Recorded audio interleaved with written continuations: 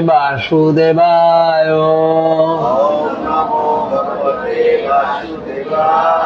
ओम नमो भगवते वासुदेवाय। ओम नमो भगवते वासुदेवाय। नारायणं नमस्कृत्य नरं चैव नरोत्तमं देवीं सरस्वतीं व्यासं ततो जयमुदीरयेत्। नष्टप्रायेषु अभद्रेषु नित्यं भगवतो सेवया भगवतेरुत्तम श्लोके भक्तिर्भवति नैष्टकी। नाम श्रेष्ठं मनुमपि शचीपुत्रमत्र स्वरूपं रूपं तस्याग्रजो मुरुपुरीं माधुरीं गोष्ठवाटीं राधाकुण्डं गिरिवरो महो राधिका माधवासं प्राप्तो जस्य प्रथितो कृपया श्रीगुरुं दीनतारिणम्। मूकं करोति वाचालं पङ्गुं लङ्घयते गिरिं यत्कृपातमहं वन्दे श्रीगुरुं दीनतारिणम्।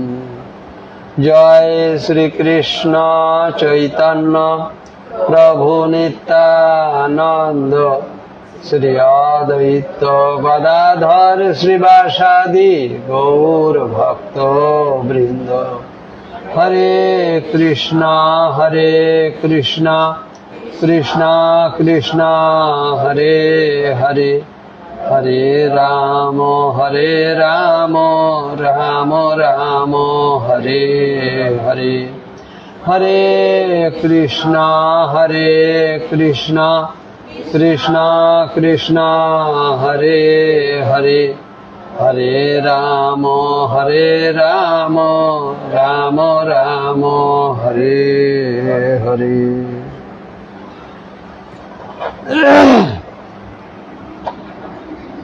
हरे कृष्णा। तो आज আমাদের শ্রীমদ্ ভগবদ গীতা যথাযথ থেকে আমাদের পাঠ্য বিষয় চতুর্থ অধ্যায়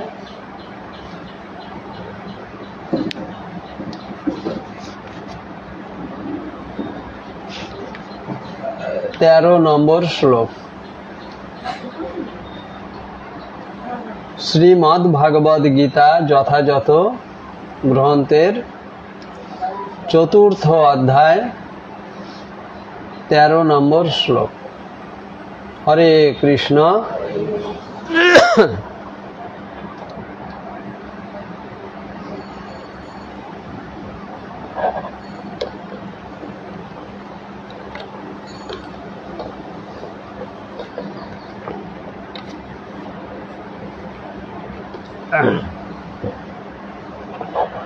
হরে কৃষ্ণ।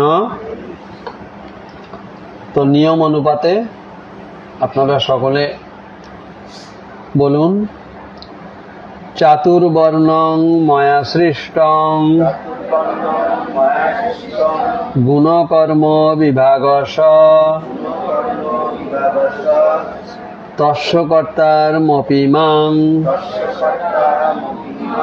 বিদ্ধকর্তারমব্যয়ম। চাতুর্বর্ণং ময়া সৃষ্টং গুণকর্ম বিভাগশ তস্য কর্তারমপি মাং বিদ্ধকর্তারমব্যয়ম। চাতুর্বর্ণং ময়া সৃষ্টং গুণকর্ম বিভাগশ তস্য কর্তারমপি মাং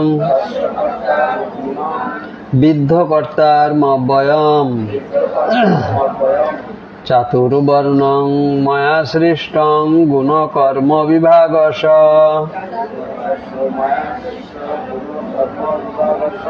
তস্য কর্তারমপি মাং বিদ্ধ কর্তারমব্যয়ম চাতুর্বর্ণং ময়া সৃষ্টং গুণকর্ম বিভাগশ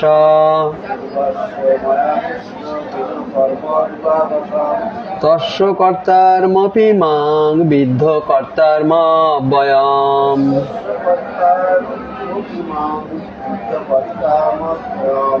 চাতুর্বর্ণং ময়া সৃষ্টং গুণকর্ম বিভাগশ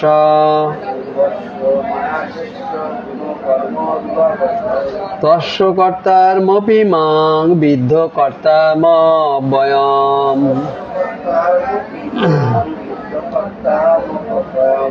হরে কৃষ্ণ। তো আমরা সরাসরি অনুবাদেই ফিরে যাই। সকলে বলুন, প্রকৃতির তিনটি গুণ ও কর্ম অনুসারে আমি মানব সমাজে চারটি বর্ণ বিভাগ সৃষ্টি করেছি। আমি এই প্রথার স্রষ্টা হলেও আমাকে অকর্তা এবং অব্যয় বলে জানবে।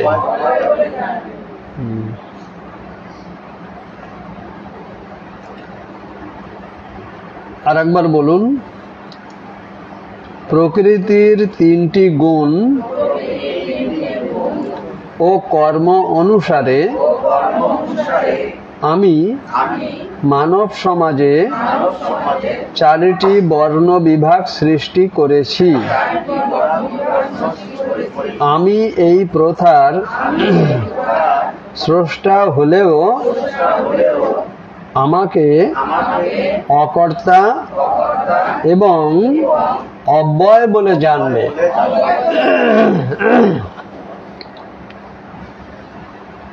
বেশ, এবার তাৎপর্য। জগৎগুরু শ্রীল প্রভুপাদ কি। হরে কৃষ্ণ। তো প্রভুপাদ তাৎপর্যের যে সার কথা, মূল কথা আমি আপনাদের সামনে তুলে ধরব। কিন্তু প্রকৃতির তিনটি গুণ ও কর্ম অনুসারে আমি মানব সমাজে চারটি বর্ণ বিভাগ সৃষ্টি করেছি।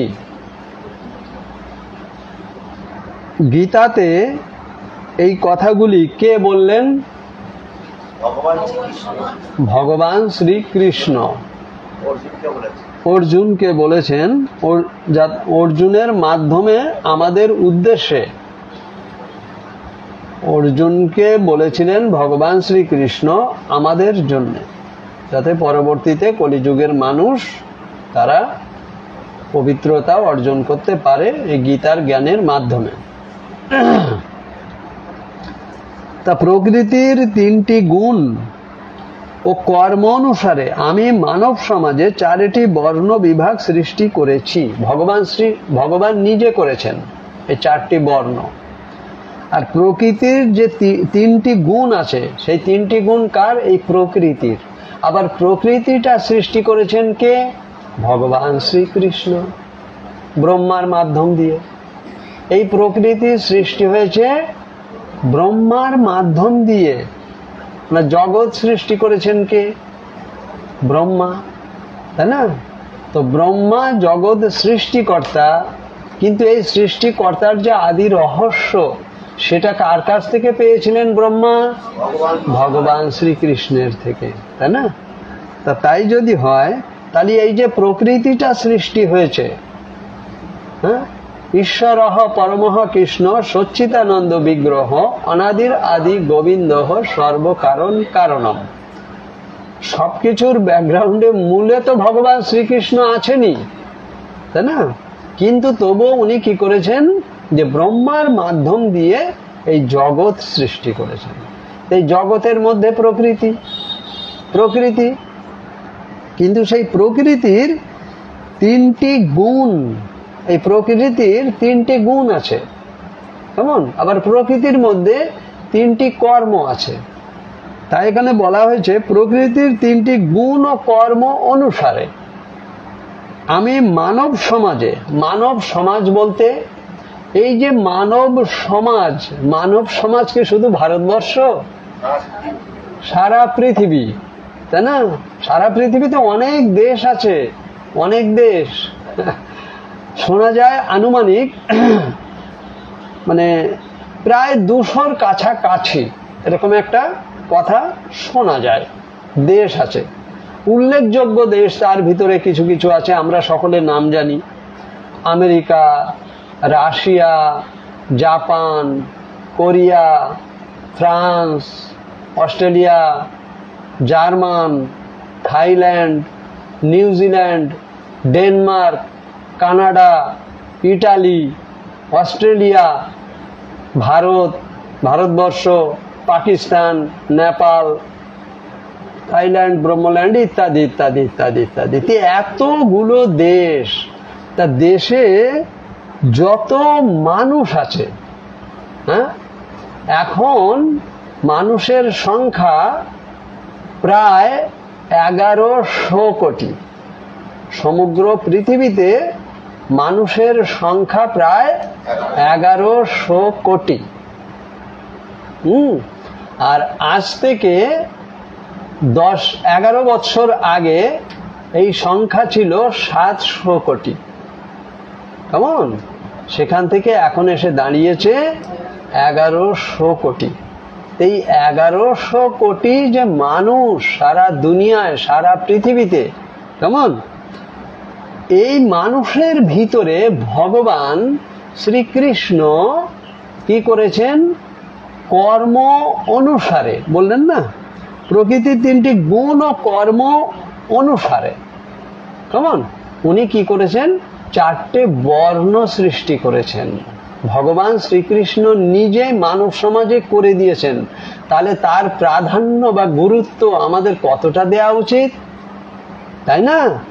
তাই না?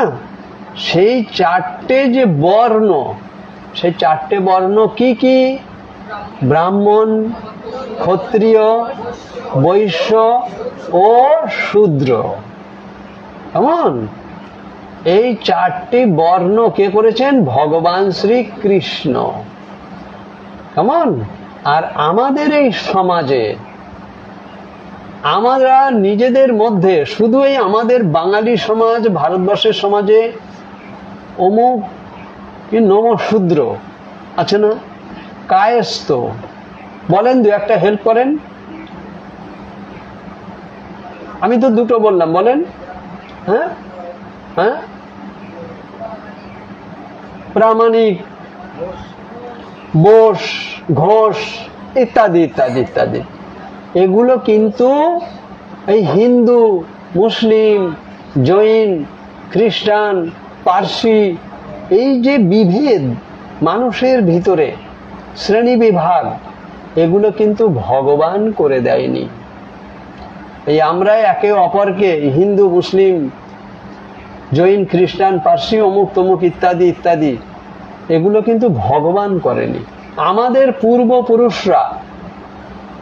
পূর্বপুরুষরা নিজেদের স্বার্থে, সমাজের স্বার্থে কিনা জানি না, তবে আমার ধারণা যে নিজেদের স্বার্থে ওনারা এই শ্রেণী বিভাগ ওনারা করে নিয়েছেন। কেমন? কিন্তু ভগবান কিন্তু করেনি। ভগবান ওই যে 4টে বর্ণ সৃষ্টি করেছেন কর্ম অনুসারে। তাহলে যে যেমন কর্ম বা গুণের অধিকারী, এখানে বলা হয়েছে প্রকৃতি 3টি গুণ ও কর্ম অনুসারে। তাহলে এই যে 3টে গুণ এবং কর্ম, তাহলে আগে আসছে গুণ। সেই 3টে গুণ কি কি? সতগুণ বা সত্যগুণ, রজগুণ, তমগুণ। কেমন? তাহলে সত্যগুণ, রজগুণ, তমগুণ, এই গুণের অধিকারী কিন্তু প্রতিটি মানুষ। প্রতিটি মানুষ কিন্তু এই 3টি গুণের অধিকারী। কারুর ভিতরে কোনোটা একটু কম আছে, কারুর ভিতরে এই গুণ একটু বেশি আছে। যার ভিতরে যত ভালো গুণ বেশি থাকবে সে তত ভালো, আর যার ভিতরে যত খারাপ গুণ বেশি থাকবে সে তত, প্রকাশ্যে একদম বাস্তব কথা, মেনে নিতেই হবে। তো এই যে সত্ত্বগুণ, সত্ত্বগুণ, রজগুণ আর তমগুণ, এই জায়গাটা আমরা আগে একটু বোঝার চেষ্টা করি। সত্ত্বগুণের ব্যক্তি হচ্ছেন তারা, সত্ত্বগুণের ব্যক্তি হচ্ছেন তারা যারা সমগ্র বিশ্ব ব্রহ্মাণ্ডের সমস্ত জীবের মঙ্গল কামনায় সদা সর্বদা ভগবত তত্ত্ব যে জ্ঞান, সেই জ্ঞান ওনারা ধারণ করে নিজেদের দৈনন্দিন জীবনটা অতিবাহিত করেন। ভগবান শ্রীকৃষ্ণের দেওয়া যে নীতি নির্দেশ আদর্শ, ভগবান শ্রী চৈতন্য মহাপ্রভুর দেওয়া যে নীতি নির্দেশ আদর্শ, তাই না, আমাদের গুরু পরম্পরা যে নীতি নির্দেশ আদর্শ দিয়ে গেছেন, কেমন, সেইগুলো যিনি ফলো করবেন, যে যত ফলো করতে পারবেন তিনি তত সত্ত্বগুণের অধিকারী, তিনি তত সত্ত্বগুণের অধিকারী। কেমন, নিজের ভালো ইনারা কিন্তু আগে ভাবেন না, জগতের ভালো, সকল প্রাণীর ভালো, সকলের ভালো, এটাই কিন্তু সত্ত্বগুণের মানুষের ভিতরে সবসময় জাগ্রত থাকে বেশি। কেমন, তাহলে এই গুণের ব্যক্তি যারা, তারা তাহলে কোন গুণের, কোন গুণ সম্পন্ন ব্যক্তি? সত্ত্বগুণ সম্পন্ন ব্যক্তি। আমরা কিন্তু এই সত্ত্বগুণ, রজগুণ, তমগুণ হয়ে গেলে, এখানে আলোচনা হচ্ছে, নিজে নিজেই আমরা বিচার করে নিতে পারবো যে আমি কোন গুণের ব্যক্তি। ঠিক কিনা? ঠিক কিনা? আচ্ছা, তাহলে সত্ত্বগুণ সম্পর্কে বুঝলাম। হ্যাঁ, আর রজগুণ, রজগুণ হচ্ছে সব সময় জানবেন আমি বা আমার, এই দুটো শব্দকে যদি বিশ্লেষণ করা যায় তাহলে কিন্তু রজগুণ সম্পর্কে বুঝতে খুব একটা অসুবিধা হবে না। আমি খুব সহজ সরল ভাবে বলছি, আমরা সবসময় কি করি, আমি শব্দ কিন্তু খুব বেশি ব্যবহার করি, আর আমার শব্দ কিন্তু খুব বেশি ব্যবহার করি। আমার বাড়ি, বাড়িটা বলতে নিজেকে খুব গর্ববোধ হয়, কিন্তু সেটা ঠিক। সত্ত্বগুণের ব্যক্তি যিনি হবেন তিনি এই বাড়ি আমার বাড়ি বলবেন না, তিনি বলবেন এই বাড়িটা ভগবানের, ভগবান আমাকে কয়েক বছরের জন্য থাকতে দিয়েছে, তাই আমি এই বাড়িতে আছি। কিন্তু আমাদের কি সেটা মনে আসে? আগে আসে না, এটা অপ্রিয় সত্য কথা, আসে না। তার মানে আমরা তাহলে সত্ত্বগুণের অধিকারী হতে পারলাম না। তাহলে আমরা কোন গুণের অধিকারী? রজগুণের অধিকারী। এটা কিন্তু খুব একটা ভালো নয়। কেমন, সত্ত্বগুণে যে যত পৌঁছাতে পারবো আমরা, তত আমাদের পবিত্রতা বাড়বে, ভগবানের প্রতি শ্রদ্ধা ভক্তি বাড়বে, এবং ইহকাল পরকাল সুখে শান্তিতে থাকতে পারবো। আর যত আমরা রজগুণের ভিতরে প্রবেশ করব তত আমরা দুঃখী হব। অর্থাৎ আমি, আমার, আমার সন্তান, তাই না, কত প্রিয় আমার ছেলে, আমার মেয়ে, আমার স্ত্রী, আমার টাকা পয়সা, আমার গাড়ি বাড়ি সব। কিন্তু যিনি যিনি সত্ত্বগুণ সম্পন্ন ব্যক্তি, তিনি কিন্তু এই মানসিকতায় তিনি কখনো মুখে কথা বলবেনও না, এবং তার অন্তর থেকে, হৃদয় থেকে তিনি পরিবর্তন অলরেডি হয়ে আছেন। যে এই দোকান আমার নয়, এ ব্যবসা আমার নয়, এ গাড়ি বাড়ি আমার নয়, ভগবান আমাকে দিয়েছে, তাই আমি ব্যবহার করছি। এবং সেগুলো ব্যবহার করব কেমন কাজে? ভগবানের নির্দেশিত। কেমন? ভগবানের নির্দেশিত যে কাজে ব্যবহার করা উচিত, আমরা সেইভাবে সেই কাজে সেই সবগুলো ব্যবহার করব। আমার অর্থ আছে বলে অর্থ দিয়ে আমি যা খুশি তাই করব, তা করা যাবে না। এগুলি শাস্ত্রে বিশদ বর্ণনা দেওয়া আছে। কেমন? সেইটা অর্থটা আমি কোথায় ব্যয় করব, কিভাবে ব্যয় করব? নিজের সন্তান, নিজের সন্তান, কিন্তু আমার সন্তান হলেও ভগবান আমার গর্ভে এই সন্তান দিয়েছে বা আমাকে এই সন্তান দিয়েছে, আমি ভগবানের সন্তান হিসেবে আমি তাকে লালন পালন করছি। তাহলে কতটা ভগবানের প্রতি আনুগত্য প্রকাশ করা হলো কিনা, তাই না? যে উনি আমাকেই দায়িত্ব কর্তব্য দিয়েছেন, তাই আমি সন্তান হিসেবে আমার দায়িত্ব কর্তব্য, আমি রান্না করছি, খাওয়াচ্ছি, স্কুলে নিয়ে যাচ্ছি, টাকা পয়সা রোজগার করছি, তাকে ভালোভাবে রাখছি, আমার স্ত্রী। কেমন? কিন্তু ভগবানকে আমি সেইভাবে নিজের স্ত্রী, আমার আমার বলে কখনো আমি সেটা মনে করব না। এটা আমার এই সংসার জীবনে উনি আমার সাথেই বন্ধন করে দিয়েছেন। আমরা স্বামী স্ত্রী সুখে শান্তিতে যেভাবে ভগবানের কথা শুনে, কেমন ভগবত তত্ত্ব জ্ঞান বা যেভাবে যা শাস্ত্রের নীতি নির্দেশ আদর্শ দেওয়া আছে, আমরা সেইভাবে মিলেমিশে চলছি। তাহলে কি সংসার চলবে না? হ্যাঁ, সংসার চলবে না। যারা হাই হাই গেজেটেড অফিসার, ওনারা কি ভগবত তত্ত্ব প্রেম মানেন না? ভগবানের কথা মানেন না? বহু ব্যক্তি আছে, আমাদের সমাজেও মানে না। এই তো আপনারা দেখুন, আপনারা সবাই মানেন না, তাই না? তাই না? তার মানে আমরা রজগুণে থাকলেও আমরা সত্যগুণে যাওয়ার চেষ্টায় আছি। কিন্তু যে যত রজগুণে থাকবেন, ওই আমি আর আমার এই দুটো থেকে যে যত দূরে থাকতে পারবেন, তার জীবনে তত, তার সংসারে তত সুখ এবং শান্তি বিরাজ করবে। কেমন? আর একটা যেটা, সেটা হচ্ছে তমগুণ সম্পন্ন ব্যক্তি। কেমন? তাহলে সত্যগুণটা ভালো কিনা? হ্যাঁ, কি? কিন্তু আমরা কি সবার আগে বিশ্ব ব্রহ্মাণ্ডে প্রতিটি প্রাণী কিভাবে ভালো থাকবে সেই চিন্তা ভাবনা করি? করি? এখনই যদি টিভিতে খবর হয় কি মোবাইলে খবর হয় যে ওই যে আমফান আর ফণি বা ইত্যাদি ইত্যাদি ঝড় তুফান, এখন এই সিজন চলছে সেই রকম ঝড় বৃষ্টির সময়, তাই না? হয়তো অ্যানাউন্স হয়ে গেল আর একটা আসছে এত কিলোমিটার বেগে, উরে বাপরে বাপ, বাপরে বাপ, বাপরে বাপ। আমরা যখনই শুনলাম তখন কার চিন্তা আগে করব? আমরা নিজের ঘর বাড়ি বা নিজের কি সুবিধা অসুবিধা, তাই না?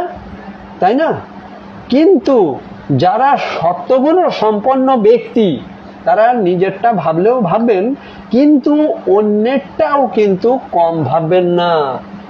যে হায় হায়, এত বড় হলে কত সাধারণ মানুষ বা কত ছোট ছোট ঘরগুলো আছে, কত টালির বাড়ি আছে, কত আরো ইত্যাদি ইত্যাদি, ইস তাদের কি উপায় হবে, তাই না? বুঝতে পারছেন না কথাগুলো? কিন্তু আমাদের সেটা মনে আসে, আমাদের নিজেদের কি করে কি সুবিধা অসুবিধা তাদের কথা আমাদের মনেই আসে না। তাহলে যাদের এই মনেই আসে না, সেটা কি ভালো? সেটা কি ভালো? তাহলে আমরা কোন গুণের অধিকার আমাদের হওয়া উচিত? সত্য গুণের অধিকারী আমাদের হওয়া উচিত। তাহলে বলেই ফেলি, সবাই তো আমরা বুঝে গেলাম যে সত্য গুণের অধিকারী হওয়াটা ভালো, তাই না? আওয়াজ দেবেন আমি প্রশ্ন করলে, আমার কথা বলতে সুবিধা হয়। সত্য গুণের অধিকারী হলে হওয়া উচিত, এটুকু আমরা বুঝেছি এতক্ষণে, এটুকুনি বুঝেছি। সত্যগুণের অধিকারী, হ্যাঁ, সত্যগুণের অধিকারী হওয়াটা উচিত, এটুকু বুঝলাম। কিন্তু জেনে রাখুন, সাত্বিক আহার যদি আপনি না করেন, জীবনে কোনোদিন আপনি সত্যগুণের অধিকারী হতে পারবেন না। চেতনাটাই তো ভিতর থেকে আসবে না। সাত্বিক আহার করতে হবে। সাত্বিক আহারের শব্দের অর্থ আবার সবাই বুঝেছি তো, প্রচলিত শব্দ নয় সাত্বিক। সাত্বিক মানে কি? শাস্ত্রে কিছু নির্দেশ আছে যে কিছু কিছু আহার মানুষের জন্য খাদ্য বস্তু, সেগুলো নয়, সেগুলো আমাদের আহার করা উচিত নয়। তাহলে আমরা তমগুণে ডুবে যাব। ওইগুলো আহার করা মানেই তমগুণে চলে যাব। সত্যগুণ, রজগুণ, আরো নিম্নতর গুণ হচ্ছে তমগুণ। কেমন? তাহলে আমরা এটুকু আজকে শিক্ষা গ্রহণ করলাম এই শ্লোক থেকে যে আমাদের সাত্বিক আহার করতে হবে, আর সাত্বিক আহার করতে হবে এবং ভগবত তত্ত্ব জ্ঞান আমাদেরকে ধারণ করতে হবে। কেমন? এবং তার মান্যতা দিতে হবে, সেই মতো আমাদের দৈনন্দিন জীবনে আমাদেরকে চলতে হবে। তাহলে আমরা সত্যগুণের অধিকারী হতে পারবো। বোঝা গেল কথা? হ্যাঁ, বোঝা গেল না কথা? সত্যগুণের অধিকারী হতে গেলে এটা মনে রাখুন, সিরিয়াস, সাত্বিক আহার, অর্থাৎ যে নিষিদ্ধ আহারগুলো কখনোই যদি আপনি করেন, কোনোদিন আপনি সত্যগুণের অধিকারী হতে পারবেন। ওই সামান্য কিছু পার্সেন্টেজ হয়তো আপনার ভিতরে থাকবে। কেমন? রজ এবং তমগুণে ভরপুর হয়ে থাকবেন। কেমন? আর সে রজগুণে তমগুণে থাকা মানে, তমগুণ সম্পন্ন ব্যক্তি কারা? তমগুণ সম্পন্ন ব্যক্তি হচ্ছেন তারা যারা এক কথায় নিজের ভালো বোঝেন না, অন্যের ভালো বোঝেন না। নিজের ভালোটাও উনি ভালো মতো বোঝেন না, অন্যের ভালোটাও ঠিক মতো তিনি বোঝেন। এমন মানুষ আছে, এমন মানুষ আছে, আছে এই সমাজে। কেমন? হ্যাঁ, তাতে সংসারেরও ক্ষতি, অন্যেরও ক্ষতি, তার নিজেরও ক্ষতি। কেমন? রাত 12টা 1টার সময় আমরা তো ঘুমিয়ে পড়ি।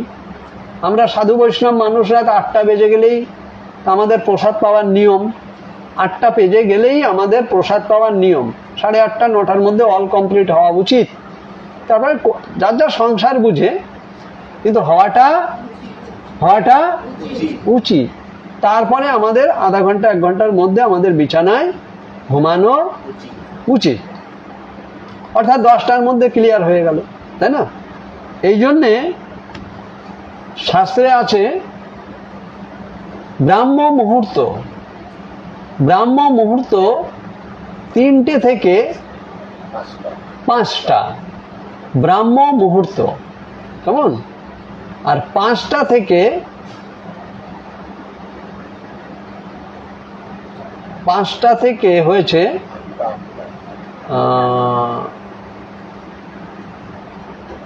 যেটাকে বলা হয় মর্নিং। আচ্ছা, আমি একটু পরে ওটা ক্লিয়ার করে দিচ্ছি আপনাদেরকে। সকাল। আচ্ছা, তাহলে আমি এই বর্ণ বিভাগ। আচ্ছা, তাহলে তমগুণ, এই তমগুণ সম্পন্ন ব্যক্তি হচ্ছেন তারা নিজেদের ভালোও বোঝে না, অন্যের ভালোও বোঝে না। বিবাহিত স্ত্রী, মা বাবা নিয়ে সংসার, কিন্তু রাত্রে বাড়ি ফেরে 12:30 1টা। আর যখন বাড়ি ফেরে তখন পুরো রাস্তাটা একবার এদিকে একবার ওদিক করতে করতে ঘরে ফিরে আসে। টাকা পয়সা সারাদিনে যা রোজগার করেছে সমস্ত সব নষ্ট করে বাড়ি ফিরছে। নিজের স্ত্রী বা মা বাবা সন্তানাদি, তাদের খাওয়া দাওয়া রাত্রিবেলা কি হবে না হবে ওসব তার ভ্রুক্ষেপ, তার ব্রেনে এই সমস্ত কাজ করে না। এমন শ্রেণীর মানুষ আছে কিনা? তাই না? এরা হচ্ছে তমগুণ সম্পন্ন ব্যক্তি। কেমন? তমগুণ সম্পন্ন ব্যক্তি। কেমন? তাহলে সত্যগুণ সম্পর্কে আমরা মোটামুটি আইডিয়া পেলাম, রজগুণ সম্পর্কে আইডিয়া পেলাম, তমগুণ সম্পর্কে আইডিয়া পেলাম। তাহলে আমরা কোন গুণের মানুষ হব? আমরা সত্যগুণের মানুষ হব। কিন্তু সত্যগুণের মানুষ যখন হতে চাইছেন, তাহলে আমি একটা বলেছি সাত্বিক আহার, তাই না? তার সাথে আরো কিছু কিছু গুরুত্ব আপনাকে দিতে হবে। যেমন 3টে থেকে 5টা হচ্ছে ব্রাহ্ম মুহূর্ত। এই সময়টার ভিতরে ভালো করে মনোযোগ সহকারে দয়া করে শুনুন। 3টে থেকে 5টা হচ্ছে ব্রাহ্ম মুহূর্ত।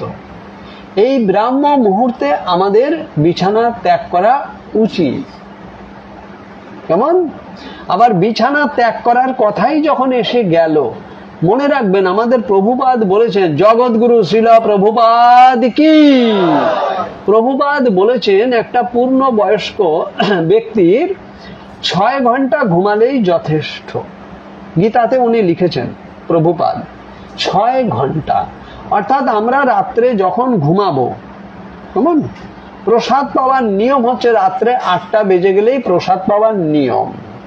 তারপরে সংসারের পরিস্থিতি বুঝে সেটা 8:30, 9টা, 9:30 যত তাড়াতাড়ি সম্ভব ভালো, তাই না? এবং তার আধা ঘন্টা 1 ঘন্টা পর পরই আমাদের বিছানায় ঘুমিয়ে পড়া উচিত। অর্থাৎ 10টার পরে আমাদের রাত্রে জেগে না থাকা ভালো। ভালো শব্দটাই বলি, জেগে না থাকা ভালো। কেমন? তাহলে 3টে থেকে 5টা হচ্ছে ব্রাহ্ম মুহূর্ত, আর 5টা থেকে 10টা হচ্ছে সকাল বা মর্নিং। কেমন? 5টা থেকে 10টা হচ্ছে সকাল বা মর্নিং, আর 10টা থেকে 12টা হচ্ছে বিফোর নুন, অর্থাৎ দুপুরের আগের সময়টা। কটা? সেটা 10টা থেকে 12টা, দুপুরের আগের সময়। কেমন? ইংরেজিতে বলা হয় বিফোর নুন। কেমন? আর 12টা থেকে 1টা, মাত্র 1 ঘন্টা হচ্ছে নুন বা দুপুর। বোঝা গেল কথা?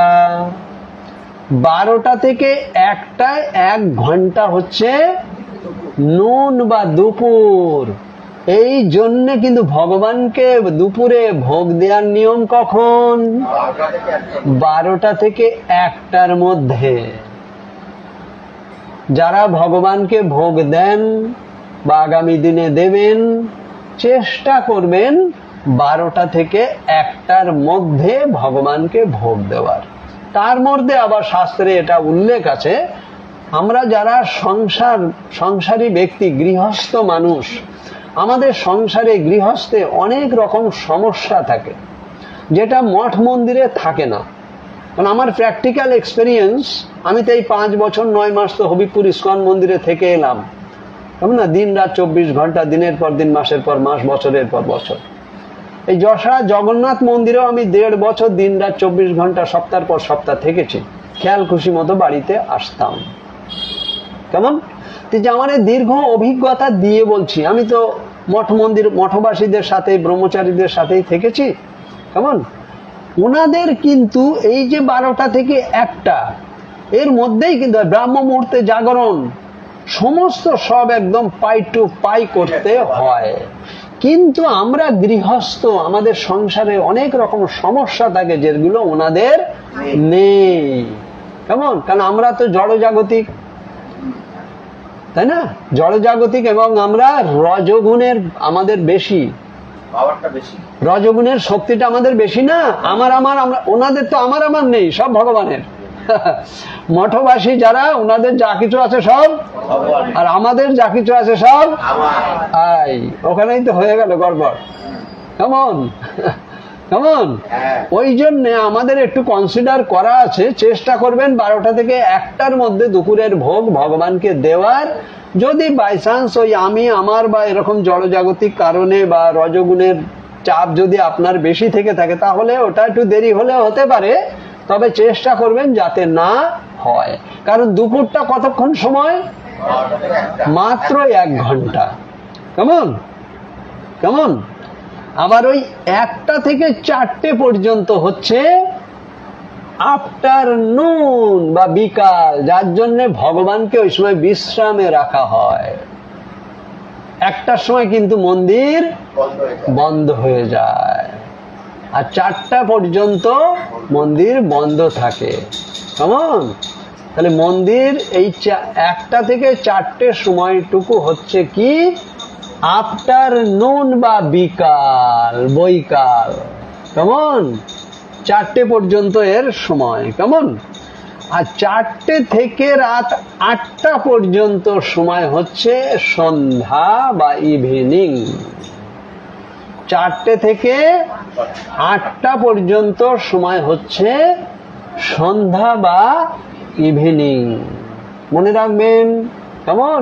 আর যেই 8টা বেজে গেল রাত হয়ে গেল, যেই 8টা বেজে গেল রাত হয়ে গেল।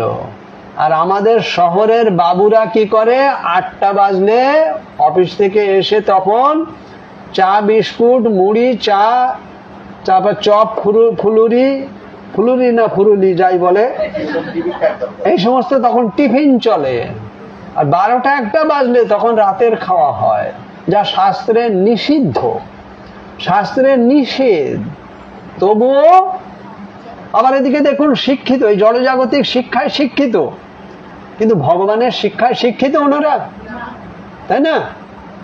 অসময়ে যে কাজটা আপনি করবেন, এই যে স্নানেরও একটা সময় আছে না, খাওয়া দাওয়া করে স্নান করলেই তো হয়, প্রসাদ পাওয়ার পরে স্নান করলেই তো হয়, নট শরীরে আপনার তাতে মানে রোগের জন্ম হবে। আর যদি আহারের আগে প্রসাদের আগে স্নান করে আপনি যদি প্রসাদ পান বা খাওয়া দাওয়া করেন, তাহলে আপনার শরীর মন সুস্থ, এগুলো সব শাস্ত্রে উল্লেখ আছে, বর্ণনা আছে। তাহলে 4টে থেকে 8টা হচ্ছে সন্ধ্যা, ইভিনিং, কেমন। আর যেই 8টা বেজে গেল রাত হয়ে গেল, কেমন, তখনই আমার রাতের আহার বা প্রসাদ গ্রহণ করার চেষ্টা আমরা যে যত পারি চেষ্টা করব। যত ইস্কন মন্দির আছে সমস্ত জায়গায় কিন্তু রাত 8টা বেজে গেলেই প্রসাদের তখন ব্যবস্থা, প্রসাদ পাওয়া শুরু হতে থাকে। হয়তো 10-15 মিনিট একটু দেরি হলো বা কোনো কারণে, সেটা আলাদা জিনিস। বোঝা গেল কথা। আর 8টা থেকে 8টা বেজে যাওয়া মানে রাত হয়ে গেল, কেমন। 8টা থেকে 10টা হচ্ছে, 8টা থেকে 10টা গুড নাইট, তার মানে রাত হয়ে গেল। যেই 8টা বেজে গেল তখন ফোনে ফোনে আমরা বলি না গুড নাইট, তাই না, বলি না।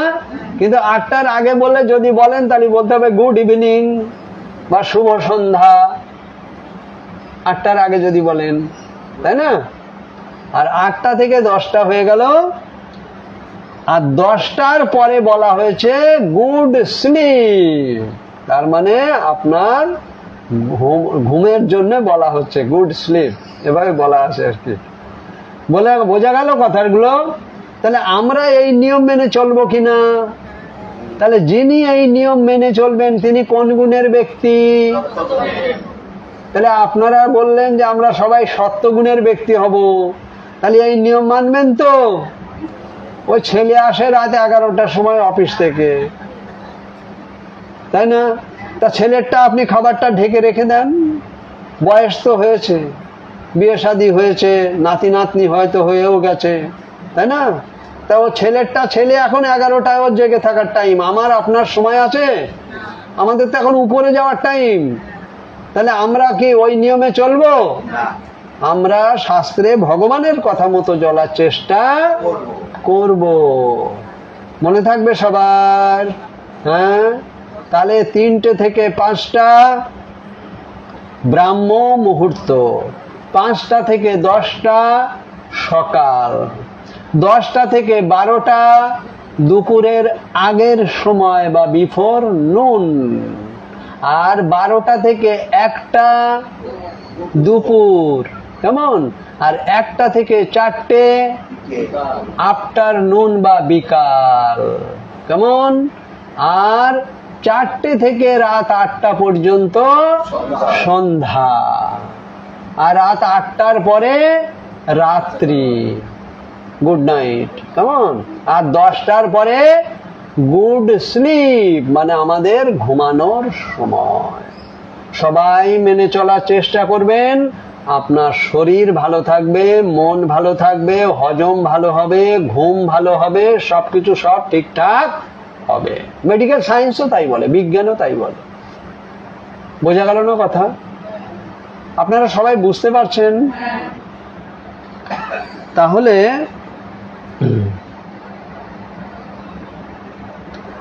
আর এই ব্রাহ্মণ, ক্ষত্রিয়, বৈশ্য আর শূদ্র, কেমন, এই যে 4টি বর্ণ, তাহলে গুণ সম্পর্কে হয়ে গেল 3টে গুণ, সত্ত্বগুণ, রজগুণ, তমগুণ সম্পর্কে আমরা বুঝে গেলাম। তাহলে আমরা কোন গুণের হব সেটাও বুঝে গেলাম, কোন কোন সময়ে কি করব না করব সেটাও বুঝে গেলাম, আহার কি করব সেটাও মোটামুটি বুঝে গেলাম, যাতে আমরা রজগুণ এবং তমগুণের ভিতরে না পড়ে যাই, তাই না? এবার আসি আমরা কিসে আসব, বলুন? বর্ণ। ব্রাহ্মণ, ক্ষত্রিয়, বৈশ্য, শূদ্র ভগবান শ্রীকৃষ্ণ নিজে এই বিভাগ করে দিয়েছেন। কেমন? মানুষে মানুষে আমরা যা হিন্দু, মুসলিম, জৈন, খ্রিস্টান, পার্সিয়ান, অমুক জাতি তমুক জাতি, এগুলো ভগবান করেনি। তাহলে আমরা সেইগুলো গুরুত্ব দেব? আমরা দেব সেগুলো গুরুত্ব? কখনোই দেব না। কেমন? আমাদের কাছে মানুষ হলেই সেও ভগবানের সন্তান, আমিও ভগবানের সন্তান, তাই না? আমরা একে অপরের ভাই বোন, শরীরের আকৃতিতে আমরা একে অপরের ভাই বোন, পুরুষ মহিলা, তাই না? শরীরের আকৃতিতে, তাই না? কিন্তু তিনিও ভগবানের সন্তান, আমিও ভগবানের সন্তান। তাহলে আমি তাকে ঘৃণা করব বা অন্য চোখে দেখব? কখনোই নয়, কখনোই উচিত নয়। এই জাতির বিচার জন্য আমাদের না থাকে, আমাদের জন্য নাই থাকে। কেমন? ব্রাহ্মণ হতে গেলে আপনাকে শাস্ত্র সম্পর্কে, ভগবত তত্ত্ব জ্ঞান আপনাকে যথেষ্ট, যথেষ্ট শাস্ত্রের জ্ঞানের অধিকারী হতে হবে। ব্রাহ্মণ, ব্রাহ্মণ বোঝা যাচ্ছে না? ব্রাহ্মণ, আমরা এখানে যারা বসে আছি, আমরা প্রত্যেকে কিন্তু ব্রাহ্মণ ইচ্ছা করলে আমরা হতে পারি। সে মায়েরাই হন আর প্রভুরাই হন, আমরা প্রত্যেকে ব্রাহ্মণ হতে গেলে কি করতে হবে? শাস্ত্রে যে ব্রাহ্মণ হতে গেলে যে গুণগুলো আমাকে অর্জন করতে হবে, যে যে গুণের অধিকারী আমাকে হতে হবে, সেই গুণগুলো যদি আমি নিজের মধ্যে নিয়ে ধারণ করতে পারি, তাহলেই আমি ব্রাহ্মণ হয়ে গেলাম, তাই না? ওই সত্যগুণের অধিকারী হতে হবে। ব্রাহ্মণরা সবসময় সত্যগুণের অধিকারী। তাহলে আমরা এখানে যারা বসে আছি প্রত্যেকে আমরা ব্রাহ্মণ হতে পারি কিনা? পারি। আর ব্রাহ্মণের যে যে গুণ, ব্রহ্ম জ্ঞান, ব্রহ্ম হচ্ছে ভগবান শ্রীকৃষ্ণ স্বয়ং, সেই জ্ঞানের যথেষ্ট আপনার সেই জ্ঞান থাকতে হবে। এবং যিনি প্রকৃত ব্রাহ্মণ হবেন, সেই ব্রাহ্মণের মূল কাজ হচ্ছে ভগবানের কথা প্রচার করা, ভগবানের কথা প্রচার। আর একটা মূল কাজ হচ্ছে পুজো অর্চনা করা, পূজা অর্চনা ব্রাহ্মণের কাজ। কেমন? এবং সেই ব্রাহ্মণ এমন হবেন যে তার কোনো ব্যাংক ব্যালেন্স, ব্যাংকের অ্যাকাউন্টও থাকবে না। কেমন? কারণ তিনি হচ্ছেন সমর্পিত ব্যক্তি। সমর্পিত ব্যক্তি কাকে বলা হয়? যিনি নিজেকে তন মন ধন সমস্ত সব ভগবান শ্রীকৃষ্ণের, ভগবান শ্রী চৈতন্য মহাপ্রভুর গুরু পরম্পরার উদ্দেশ্যে সব নিবেদন করে দিয়েছেন। তন মন ধন অর্থাৎ শরীর, মন, অর্থ, টাকা পয়সা যা কিছু আছে আমার কিছু নয়, সবই এই মন মানসিকতা হবে কার? ব্রাহ্মণের এই মন মানসিকতা থাকতে হবে। এবং ব্রাহ্মণের যে মূল শুনলেন যে কর্ম, একটা হচ্ছে পুজো অর্চনা করা মূল, আর একটা হচ্ছে ভগবানের কথা প্রচার করা। তাই এই কর্মের মাধ্যম দিয়ে তিনি যা কিছু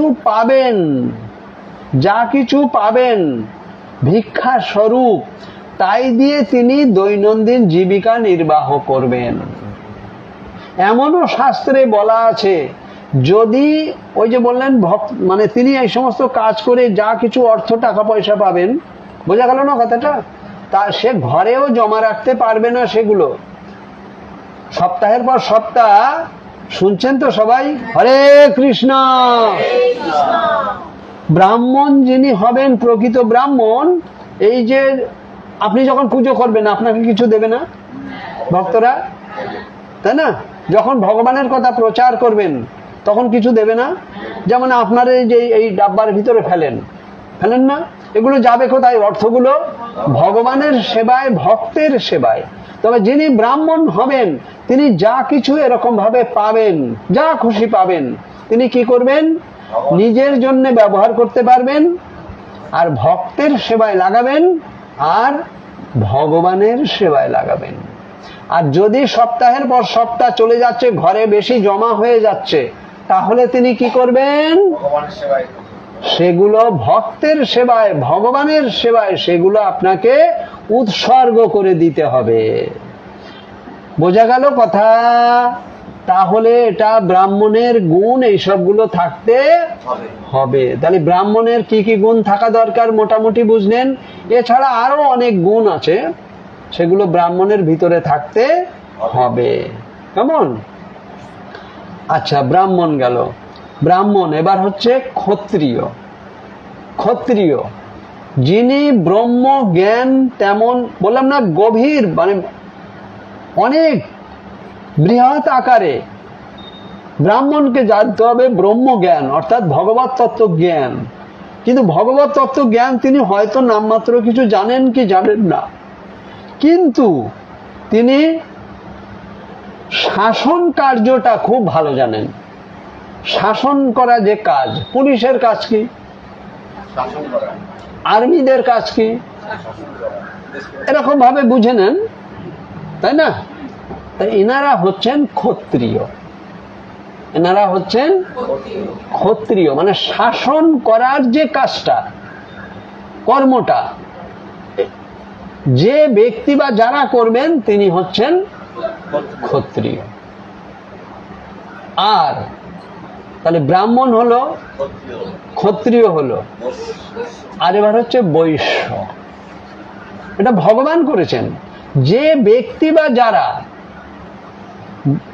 ব্রাহ্মণও হওয়ার গুণ নেই তার ভিতরে, ক্ষত্রিয় হওয়ারও গুণ তার ভিতরে পাওয়া যাচ্ছে না বা নেই, তিনি কি করবেন? চাষ কাজ করবেন বা ব্যবসা করবেন। মিলিটারিরা কার ভিতরে পড়বে? ক্ষত্রিয়র মধ্যে পড়বে, তাই না? সৈনিক। তো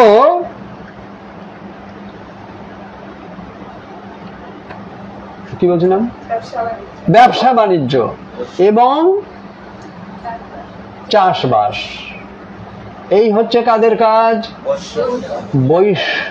ভগবান কিন্তু এই ভাগ করে দিয়েছেন চারটে, তিনটে হয়ে গেল। যাদের শাসন করার মতো ক্ষমতা, জ্ঞান, বিবেক, বুদ্ধি নেই, বা শারীরিক ক্ষমতা নেই, বিবেক বুদ্ধিও নেই, জ্ঞানও নেই, সে হয়ে যাবে কি? বৈশ্য। কেমন? তিনি করবেন চাষ কাজ এবং ব্যবসা বাণিজ্য। আর একটা যেটা রয়ে গেল সেটা হচ্ছে শূদ্র। তাহলে ব্রাহ্মণ, ক্ষত্রিয় আর বৈশ্যকে যারা সেবা করবে, মানে তাদের অধীনে থেকে যারা যে কর্ম করবে, তারা হচ্ছে শূদ্র। তারা হচ্ছে ব্রাহ্মণের অধীনে থাকবে, ক্ষত্রিয়ের অধীনে থাকবে এবং বৈশ্যের অধীনেও থাকবে। তারা হচ্ছে শূদ্র। কেমন?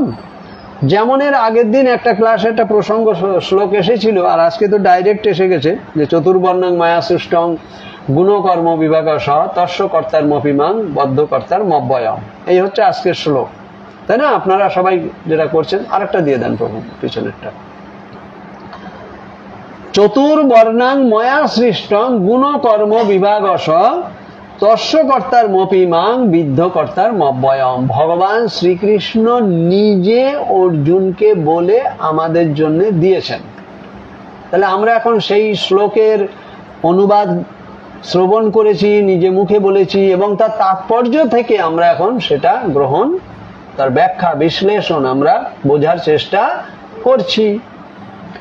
তাহলে সত্যগুণ রজগুণ ব্রাহ্মণ ক্ষত্রিয় বৈশ্য শূদ্র, একটা খুব ভালো বোঝার সুবিধা, একটা ফ্যাক্টরি, একটা কলকারখানা, বিশাল একটা বড় কলকারখানা বা ছোট হোক যাই হোক, যিনি সেটা করেছেন তা সেখানে অনেক লোক কাজকর্ম করছে না, সেটা ধূপের ফ্যাক্টরি হোক আর একটা বিশাল বড় ইঞ্জিনিয়ারিং ফ্যাক্টরি হোক, এরোপ্লেন তৈরি করাই হোক, যেখানেই হোক না কেন, কলকারখানা, ইঞ্জিনিয়ারিং, কত ডিপার্টমেন্ট যা হোক, ইত্যাদি ইত্যাদি ইত্যাদি। কিন্তু যিনি সেই কারখানাটা তৈরি করে মালিক হিসাবে, আমরা যেটাকে বলে সাধারণত প্রচলিত কথায়, তিনি তাহলে কি করছেন? কোন বর্ণের মধ্যে পড়বেন? বৈশ্য। তিনি ব্যবসা করছেন। হ্যাঁ, আর ওই মালিকের আন্ডারে বা কলকারখানায় যত বড় অফিসারই হোক না কেন, সে যখন সেই কলকারখানায় কাজ করছে সে হয়ে যাচ্ছে শূদ্র। কেন? বৈশ্যের আন্ডারে সে কাজ করছে না।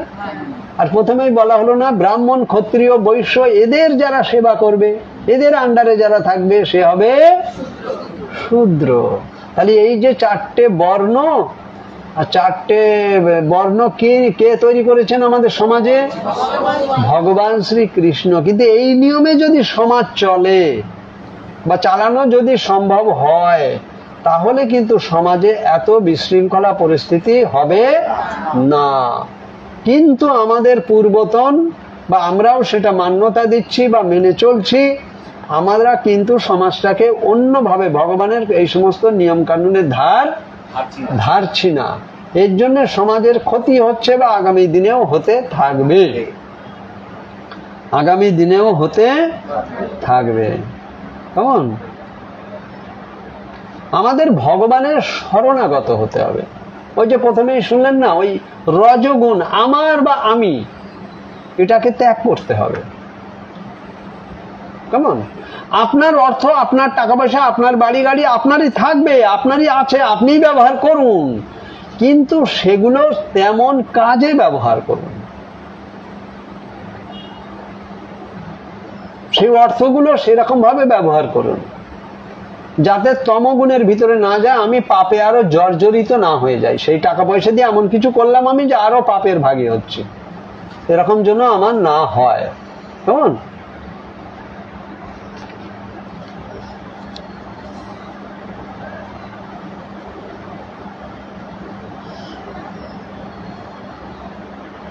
প্রকৃতপক্ষে মানব সমাজ হচ্ছে যে কোনো পশু সমাজেরই মতো।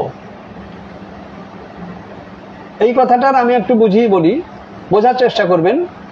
এখানে বলা হলো মানব সমাজটা অনেকটা পশু সমাজেরই মতো। আচ্ছা, ভালো করে বোঝার চেষ্টা করুন। একটা পশু, সে ঘুমায় কিনা? আচ্ছা, আমাদের চোখের সামনে সবসময় উদাহরণ দিয়ে বোঝানোর জন্য আমাদের এখানে প্রচুর, আমাদের এইসব যে সোসাইটিতে আমরা বসবাস করি, যে সমাজে, কুকুর সবসময় রাস্তাঘাটে দেখা যাচ্ছে না? দুটো, চারটে, পাঁচটা, দশটায় সবসময় দেখা যাচ্ছে, সব জায়গাতে, স্টেশন থেকে শুরু করে সমস্ত সব জায়গাতে। হ্যাঁ, সব জায়গাতে। যাক, ভালোই হলো। এবার বুঝুন, সেই কুকুরটা যখন ঘুমিয়ে থাকে, ঘুমাচ্ছে, তাহলে আমরাও ঘুমাই কিনা? তবে আমাদের ঘরের ভিতরে এসি চালিয়ে হয়তো ঘুমাচ্ছি, নইলে পাখা চালিয়ে ঘুমাচ্ছি, পার্থক্য কিন্তু এইটুকু। কিন্তু সেও রাস্তার ফুটপাতের উপরে কি রাস্তার উপরেই ধুলোবালির ভিতরে সেও ঘুমিয়ে আছে। কিন্তু ঘুম থেকে উঠে দেখবে শরীর লম্বা লম্বা করে একটা টান টুন দিয়ে ঠিকঠাক করে নেয় কিনা? একটু হেল্প করবেন কথায়, বোঝানোর স্বার্থে এসব বলতে হয় তো। নিচ্ছে কিনা? হ্যাঁ, আমরাও ঘুম থেকে উঠে বা ইত্যাদি ইত্যাদি করি কিনা? করি কিনা? তাহলে মিললো ওদের সাথে আমাদের সাথে? 19, 20, 18, 20, 15, 20, যাই হোক, মিললো কিনা সেটা বলুন। মিল হলো? তারপরে ও কি করবে? আস্তে আস্তে একটু লেজ টেজ গুলো সারা শরীর একটু ঝাড়া টাড়া দিয়ে নেয় না? ফরফর করে দিয়ে নেয় কিনা? তারপরে কিন্তু ও চললো যে কোথায় খাবার পাওয়া যাবে। আর ওদের প্রতিদিন জানা আছে কার কার বাড়ি গেলে, কোন জায়গাটায় গেলে, কোন সময়ে গেলে খাবার পাওয়া যাবে।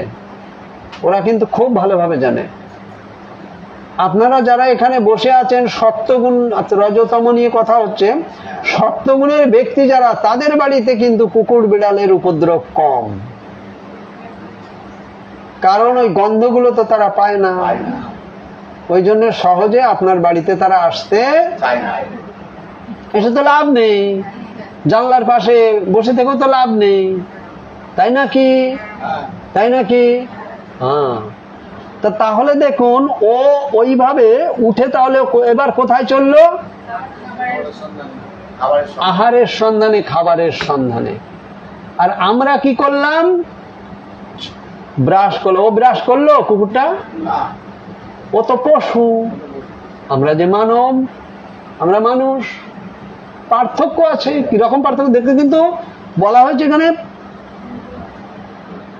পশু সমাজেরই মতো। তা দেখুন, সেটা গীতার কথা, গীতার শব্দ আমি মিলে যাচ্ছে কিনা মিলিয়ে দেখুন। তাহলে সেও আহারের জন্য চললো, আর আমি কি করলাম? ব্রাশ করলাম, হাত মুখ ভালো করে ধুলাম টুলাম, গামছা দিয়ে মুছে টুছে, জামা কাপড় পরে, ইত্যাদি ইত্যাদি। তারপরে আমি আবার কি করছি? এবার চা বিস্কুটই হোক, আমরা যদিও আমাদের বৈদিক নিয়মে আমাদের চা বিস্কুটের মধ্যে আমরা নেই, তাই না? চায়ের মধ্যে নেই, বিস্কুট খাওয়া যাবে। আমার যেহেতু নেশার দ্রব্য আমাদের গ্রহণ করতে নেই, বেশিরভাগ সমাজে করছে, তাই না? আমরা আর কয়জন সমাজে, পার্সেন্টেজ খুবই কম। মেন কথা হচ্ছে যেটা, আমরা তখন খাদ্য খাবার তৈরি করাই হোক বা সে খেতে যাওয়াই হোক, সেই কাজে আমরা লিপ্ত হচ্ছি কি না? আর কুকুরটা কোথায় গেল? আর আমরা কোথায় গেলাম? আমরাও তাহলে। তারপরে আবার দেখা গেল পয়সা রোজগারের জন্য, ওদের তো টাকা পয়সা লাগবে না, ওদের বাড়ি বাড়ি এখানে সেখানে ঘোরাফেরা করলে তো পেয়ে যাবে। কিন্তু আমাদের তো সেটা হবে না, মানব জাতির তা হবে। মানব জাতিকে অর্থ রোজগার করতে হবে, টাকা রোজগার করতে হবে, তাই না? তাহলে ও দেখেন পেটের দায়ে ও বেরিয়ে গেল, আমরাও তাহলে পেটের দায়ে বেরিয়ে যাচ্ছি কিনা? যেখানেই যাই, সে অফিসে যাই, কুলি মজদুরের কাজ করতে যাই, বা সেই ব্যবসা বাণিজ্য যেখানেই যাই না কেন, তাহলে ওদের সাথে আমাদের সাথে মিল হলো কি হলো না সেইটা বলেন। হ্যাঁ, ওদেরও সন্তানাদি হচ্ছে কিনা? আমাদেরও সন্তানাদি হচ্ছে কিনা? পিঁপড়েরও সন্তানাদি হচ্ছে কিনা? আমাদেরও সন্তানাদি হচ্ছে কিনা? তাহলে পশু পাখি কীট পতঙ্গ এদের সাথে আমাদের সাথে মিল আছে কিনা? তাই দেখুন, গীতার একটা শব্দ বাক্য তো দূরের কথা, এদিক ওদিক করার কারোর ক্ষমতা নেই। গীতাতে বলা হলো মানব সমাজ হচ্ছে যে কোনো পশু সমাজেরই মতো। মিলল কথাটা? না কি বুঝতে পারলেন না? কিন্তু এইবার একটু দয়া করে ভালো করে শুনুন। মানুষকে পশুর স্তর থেকে প্রকৃত মানুষের স্তরে উন্নীত করবার জন্য ভগবান এই 4টি বর্ণ বিভাগ করেছেন। যদি আপনি পশুর মতো জীবনযাপন থেকে উন্নত স্তরের জীবনযাপন যদি আপনি করতে চান, তাহলে আপনাকে ওই যা যা শুনছেন এখানে, এতে আপনাকে গুরুত্ব দিতে হবে। সেই সত্যগুণে হওয়া, অমুকটা না খাওয়া, অমুক সময় ঘুম থেকে ওঠা, অমুক সময় ভগবানকে ভোগ দেওয়া, ইত্যাদি ইত্যাদি যা কিছু শুনলেন বা শুনছেন, বোঝা যাচ্ছে না কথা? যদি কিনা আমরা পশুর মতো জীবনযাপন থেকে উন্নত জীবনযাপন যদি আমরা পালন করতে, আসো বাবা, ধন্যবাদ, যদি আমরা চাই, তাহলে আমরা সেটা করব কি করব না? করব কি করব না? তাই না? এই যে শুনছি, কানে শুনলাম, আবার বাড়ি গিয়ে সেই যা তাই হয়ে গেলাম, তাহলে এখানে এসে কোনো লাভ হবে? লাভ হবে? তাই না? মানুষের স্তরে উন্নীত করবার জন্য ভগবান এই 4টে বর্ণ সৃষ্টি করে। ভগবান যখন এই 4টে বর্ণ যদি আমি মেনে চলতে পারি, তাহলে আমার উন্নত হবে জীবন। উন্নত বলছে কি? উন্নীত উন্নত স্তরে আমি পৌঁছাতে পারবো। তাহলে আমি সেটা করব না? উন্নত স্তরে পৌঁছাতে পারবো যদি কিনা এগুলো আমি মান্যতা দেই, যদি আমি এগুলো মেনে চলি, তাহলে আমি সেটা করব না? বলুন করবো কিনা? আর তা না হলে আমি কোন কোন শতরজতম তমগুণের মানুষ, তমগুণের মানুষ না তাহলে, যেগুলো ডোন্ট কেয়ার, তাহলে সে তমগুণের মানুষ কিনা? এই চারটি বর্ণ বিভাগ, যাতে মানুষ সুষ্ঠুভাবে পর্যায়ক্রমে ধীরে ধীরে কৃষ্ণময় হতে পারে। আমাদের কৃষ্ণ ভাবনাময় হতে হবে, কৃষ্ণ সেবাময় হতে হবে। ওই আমি সবকিছু কৃষ্ণ, ভগবান শ্রীকৃষ্ণকে কেন্দ্র করে আমাদের সবকিছু করতে হবে। সোজা পরিষ্কার কথা।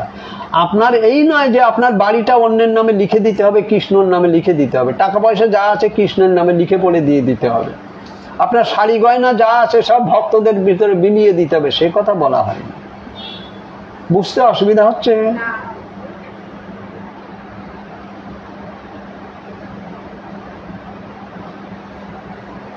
আচ্ছা, হরে কৃষ্ণ। তো আপনারা সবাই নিশ্চয়ই বুঝতে পারলাম। হ্যাঁ, কত নম্বর শ্লোক এইটা? জীবের একটা কথা মনে রাখেন, জীবের স্বাভাবিক প্রবৃত্তি হচ্ছে, এই যে আজকের এই শ্লোকের উপরে নির্ভর করেই আমি বলছি, জীব জীব জীব প্রাণী, সে যেই হোক, কেঁচো হোক, ইঁদুর হোক, বাঁদর হোক, গন্ডার হোক, হাতি হোক, বাঘ হোক, সিংহ হোক, মানুষ হোক, বাঁদর, যে খুশি হোক না কেন, স্বাভাবিক প্রবৃত্তি হচ্ছে আহার, নিদ্রা, ভয় ও মৈথুন। আহার, নিদ্রা ও মৈথুন, এই চারটের অর্থ সম্পর্কে মোটামুটি বোঝা আছে।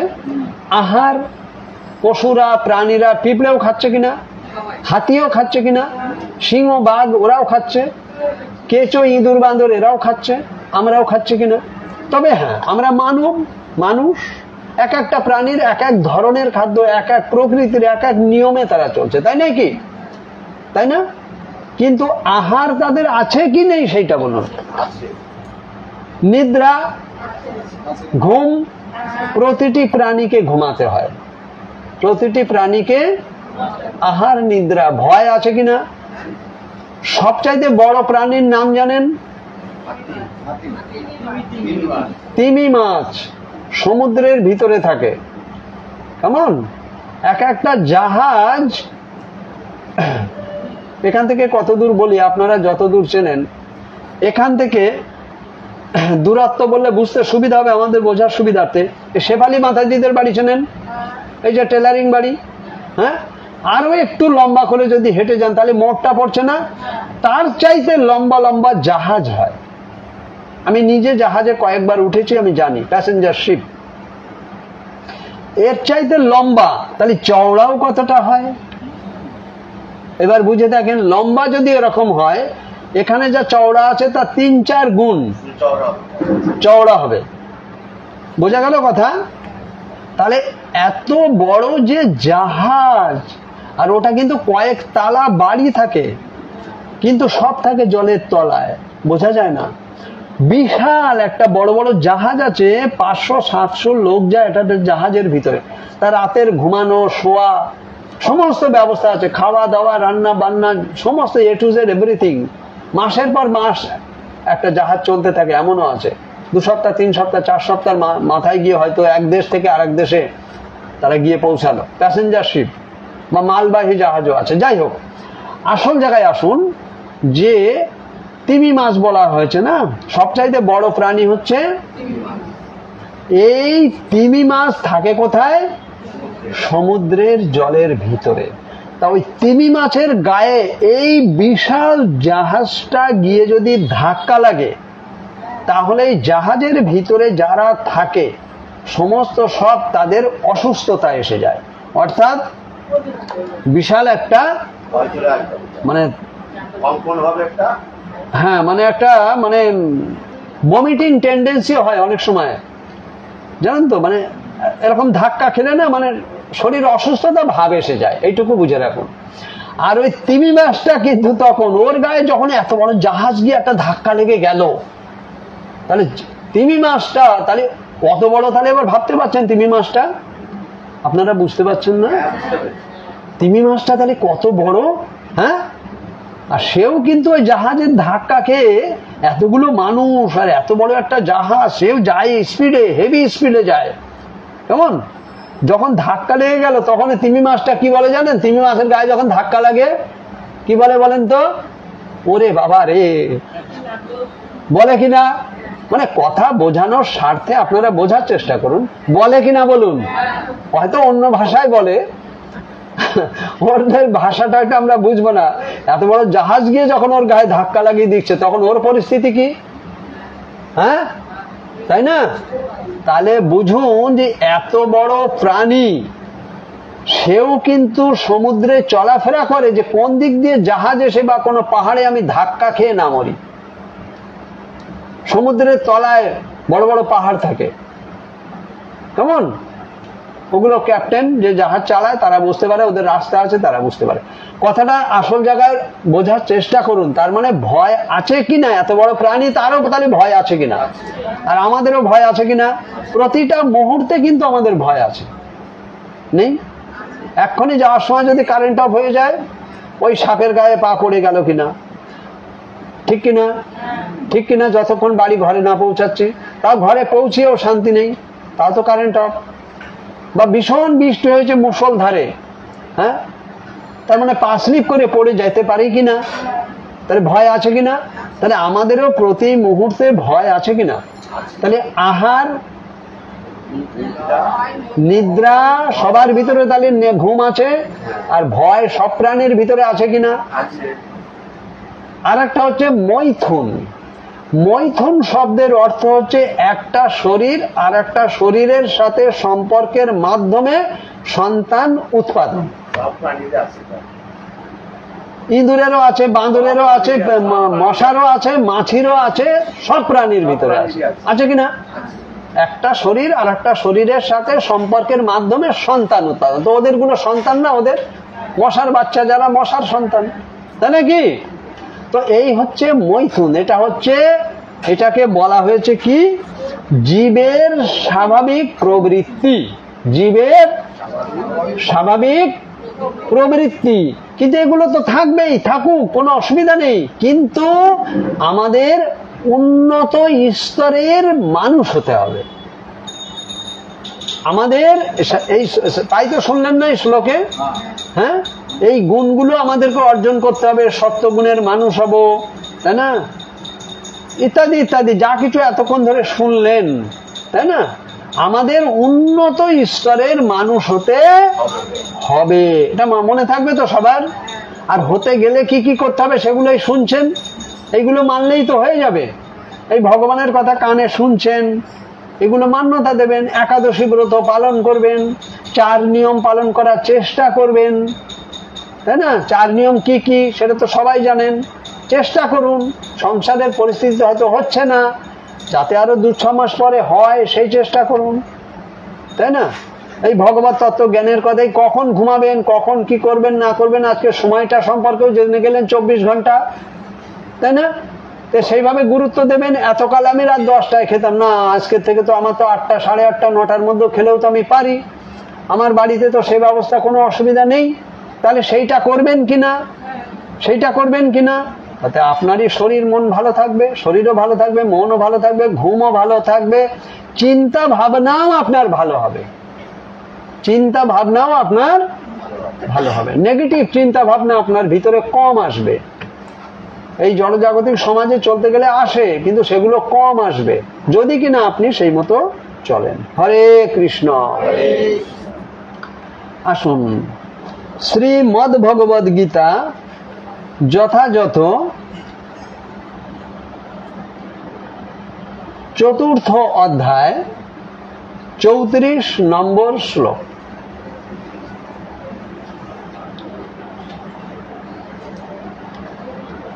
সকলে নিয়মে আসুন। তদ্বিদ্ধি প্রণিপাতেন পরিপ্রশ্নেন সেবয়া উপদেক্ষন্তি তে জ্ঞানং জ্ঞানিন তত্ত্বদর্শিনঃ তদ্বিদ্ধি প্রণিপাতেন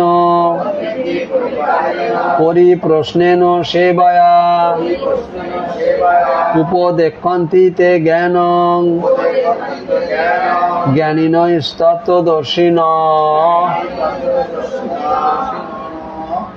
তদ্বিদ্ধি প্রণিপাতেন পরিপ্রশ্নেন সেবয়া উপদেক্ষন্তি তে জ্ঞানং জ্ঞানিনস্তত্ত্বদর্শিনঃ তদ্বিদ্ধি প্রণিপাতেন পরিপ্রশ্নেন সেবয়া উপদেক্ষন্তি তে জ্ঞানং জ্ঞানিনস্তত্ত্বদর্শিনঃ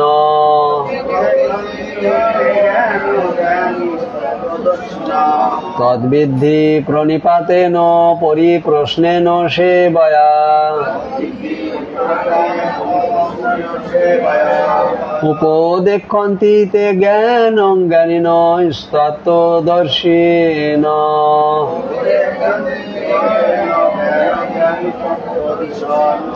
তদ্বিদ্ধি প্রণিপাতেন পরিপ্রশ্নেন সেবয়া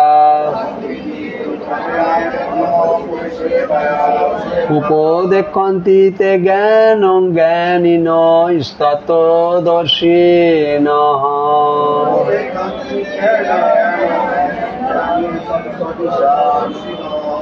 হরে কৃষ্ণ। তো অনুবাদ, সদ্গুরুর শরণাগত হয়ে তত্ত্বজ্ঞান লাভ করার চেষ্টা করো। বিনম্র চিত্তে প্রশ্ন জিজ্ঞাসা করো এবং অকৃত্রিম সেবার দ্বারা তাকে সন্তুষ্ট করো। তাহলে সেই তত্ত্বদ্রষ্টা পুরুষেরা তোমাকে জ্ঞান উপদেশ দান করবেন। আরেকবার বলি, সদ্গুরুর শরণাগত হয়ে তত্ত্বজ্ঞান লাভ করার চেষ্টা করো। বিনম্র চিত্তে প্রশ্ন জিজ্ঞাসা করো এবং অকৃত্রিম সেবার দ্বারা তাকে সন্তুষ্ট করো। তাহলে সেই তত্ত্বদ্রষ্টা পুরুষেরা তোমাকে জ্ঞান উপদেশ দান করবেন। হরে কৃষ্ণ। তাহলে এখানে বলা হচ্ছে, আচ্ছা, পরবর্তীতে তাৎপর্য বিশ্লেষণ করেছেন আমাদের জগৎগুরু শ্রীল প্রভুপাদ কি। জগৎগুরু শ্রীল প্রভুপাদ কি। হরে কৃষ্ণ। তো আমরা এখন এই তাৎপর্য থেকে বা অনুবাদ থেকে বোঝার বিষয়, মূল যে বিষয় আমাদের যেটা শিক্ষণীয়, গ্রহণীয়, ধারণ করব, সেটা আমরা বোঝার চেষ্টা করি। হরে কৃষ্ণ। সদ্গুরুর শরণাগত হয়ে, দেখুন, যে কোনো গুরুর কাছ থেকে এই ভগবত তত্ত্ব জ্ঞান আপনি যদি গ্রহণ করেন, তাহলে আপনার কোনো কাজ হবে না। কোন গুরুর থেকে গ্রহণ করতে হবে? সদ্গুরুর থেকে আপনাকে গ্রহণ করতে হবে। সদ্গুরুর কাছে শরণাগত হতে হবে। কেমন? সদ্গুরুর কাছে শরণাগত হয়ে তত্ত্বজ্ঞান, তত্ত্ব কথার অর্থ হচ্ছে ভগবান শ্রীকৃষ্ণের যে দেওয়া যে জ্ঞান, ভগবান শ্রীকৃষ্ণের দেওয়া যে জ্ঞান, ভগবান শ্রী চৈতন্য মহাপ্রভুর দেওয়া যে জ্ঞান, কেমন? আমাদের বৈদিক গুরু পরম্পরার ধারায় গুরু মহারাজরা যে জ্ঞান দিয়েছেন সেই জ্ঞান, জগৎ গুরু শ্রীল প্রভুপাদ দিয়েছেন সেই জ্ঞান, ঠিক কিনা? তারপরে আমাদের সরস্বতী গোস্বামীও দিয়েছেন সেই জ্ঞান, হ্যাঁ। তারপরে গৌর কিশোর দাস বাবাজি মহারাজ সেই একই জ্ঞান দিয়েছেন, ভক্তি বিনোদ ঠাকুর সেই একই জ্ঞান দিয়েছেন, জগন্নাথ দাস বাবাজি মহারাজ সেই একই জ্ঞান দিয়েছেন, গুরু পরম্পরায় যারা আছেন, ঠিক কিনা? ঠিক কিনা? আবার তেমনি আমরা যে মানি, আমাদের সিংহাসনে যেখানে আমাদের আলেখ্য থাকে বা বিগ্রহ থাকে, ওখানে গুরু পরম্পরা যারা আছেন, ষড়গোস্বামী থাকেন না? ষড়গোস্বামী আছেন না? 6 জন দেখেছেন, খালি গায়ে, হ্যাঁ, হাঁটু পর্যন্ত কাপড় পরা, হ্যাঁ, ওনাদেরকে বলা হয় ষড়গোস্বামী। যদি এখনো কেউ দেখে না থাকেন, যাওয়ার সময় দেখে যাবেন, যদি বাড়িতে হয়তো নেই অনেকের সিস্টেম বা ব্যবস্থা। ষড়গোস্বামী কেমন? ওই ষড়গোস্বামী যেমন এই গুরু পরম্পরার ধারায় কয়েকজন উল্লেখযোগ্য নাম বললাম। ষড়গোস্বামীদের মধ্যেও কে? রূপ গোস্বামী, সনাতন গোস্বামী, তারপরে জীব গোস্বামী, রঘুনাথ দাস গোস্বামী, রঘুনাথ ভট্ট গোস্বামী ও গোপাল ভট্ট গোস্বামী। কজন হলো? তাই এই যে ধারা, আমাদের যে জ্ঞান দিয়ে এসেছেন, দিয়ে যাচ্ছেন, ওনারাও কিন্তু সেই ভগবান শ্রীকৃষ্ণ থেকে যে ধারায় যে জ্ঞান পেয়েছেন, সেই জ্ঞানই কিন্তু ওনারা দিয়ে যাচ্ছেন। কেমন? তাহলে আমাদের এবং এই ধারায় যিনি থাকবেন, যিনি তার মান্যতা দেবেন, সেইভাবে জীবন যাপন করছেন বছরের পর বছর, কেমন? এবং সেই ব্যক্তি হবেন কৃষ্ণ ভাবনাময় এবং কৃষ্ণ সেবাময়। তিনি হচ্ছেন সদ্গুরু। বোঝা গেল? আপনারা বুঝলেন? তিনি হচ্ছেন সদ্গুরু। কেমন? তাহলে সেই সদ্গুরুর, আপনাদেরকে সেই সদ্গুরুর শরণাপন্ন হতে বলা হয়েছে। যে কোনো গুরুর কাছে গেলেন আর তার মুখ থেকে শুনে ভগবত তত্ত্ব জ্ঞান শুনলেন, কোনো কাজ হবে? কোনো কাজ হবে? এমনকি শাস্ত্রে কোথাও কোথাও উল্লেখ আছে, আমি নিজে অধ্যয়ন করেছি, যে যারা সেরকম ব্যক্তি, কেমন সেটা নিজেরা বুঝে নেন, সবকিছু তো সবসময় বুঝিয়ে বলাটা শ্রুতি মধুরতা থাকে না। সবকিছু করেন, নিষিদ্ধ যেসব ক্রিয়াকর্ম, যা কিছু শাস্ত্র বিরোধী কর্ম, সে মিথ্যা কথা বলা থেকে শুরু করে আর বড় বড় যে সমস্ত যা কিছু আছে, আহার করা থেকে শুরু করে সবকিছু করে। আবার এই ভগবানের কথা বিক্রি করে পয়সা রোজগার করছে। তাদের কাছে গিয়ে ভগবানের কথা শোনা মানে বিষ পান করার সমান, এবং সেই অর্থ দিয়ে তারা মানে পাপ কর্মেও লিপ্ত হচ্ছে। শাস্ত্রের নিষেধ আছে, যেটা করলে পাপ হবে সেই কাজটাও তারা করছে, সেই আহারও করছে, সেই অর্থ উপার্জন করে। এমন ব্যক্তিদের কাছ থেকে ভগবানের কথা শোনা নিষেধ। কেমন? যেখানে সেখানে গিয়ে যাত্রার থেকে ভগবানের কথা শোনা উচিত নয়।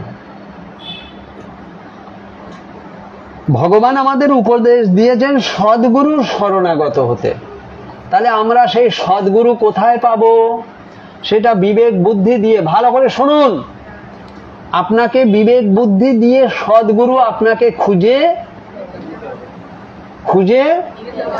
নিতে হবে। কিন্তু তাও দেখা যাচ্ছে, ভালো করে শুনবেন, তাও দেখা যাচ্ছে যে আপনার বিবেক বুদ্ধি দিয়ে আপনি সদ্গুরু খুঁজে পাচ্ছেন না, যে আমি সদ্গুরুর কাছ থেকে কিছু শিক্ষা গ্রহণ করব আমার জীবনে উন্নতি করার জন্য, আধ্যাত্মিক চেতনা উন্নত হওয়ার জন্য। আপনার নিজের বিবেক বুদ্ধি দিয়ে আপনি সদ্গুরু সিলেকশন করতে পারছেন না বা খুঁজে পাচ্ছেন না। তখন আপনি কি করবেন?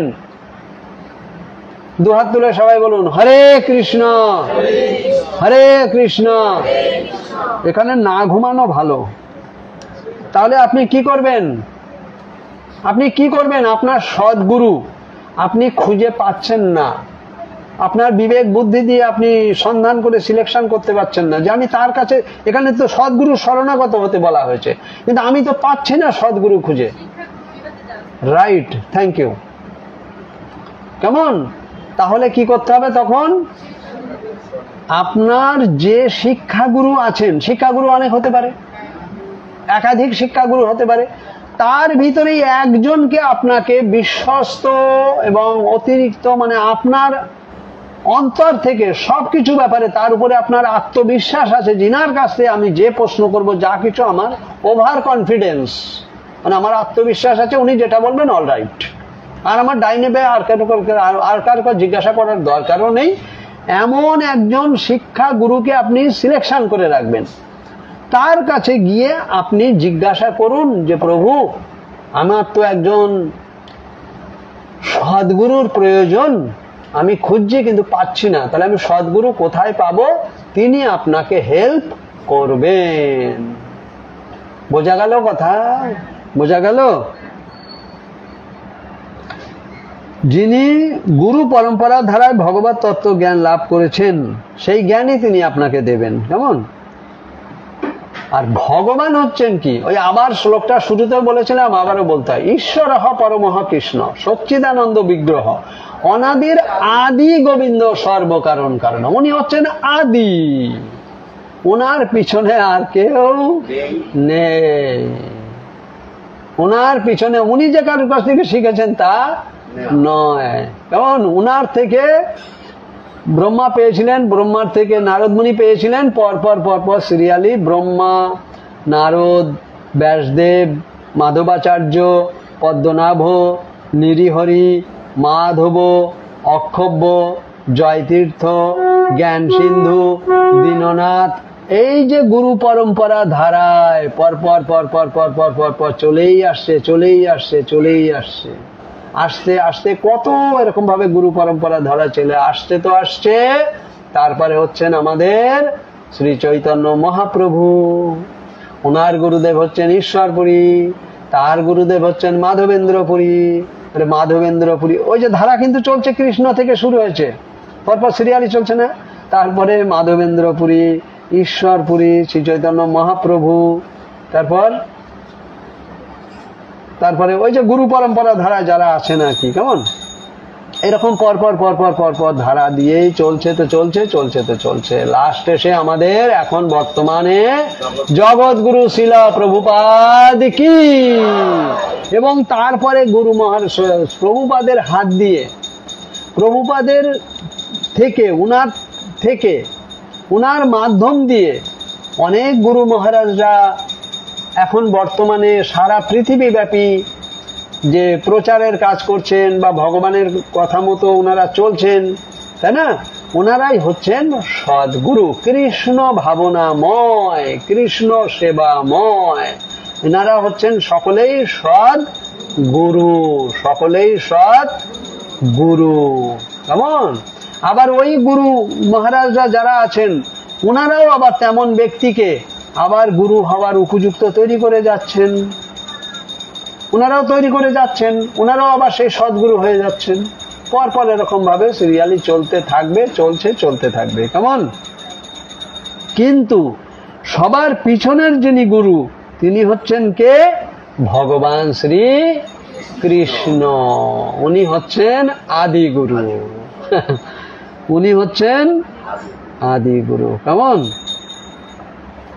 এই পরম্পরা ধারায় থেকে যিনি জ্ঞান আহরণ করেছেন বা করবেন বা মান্যতা দেবেন, সেই মতো যিনি চলবেন তিনি হচ্ছেন সদ্গুরু। কেমন?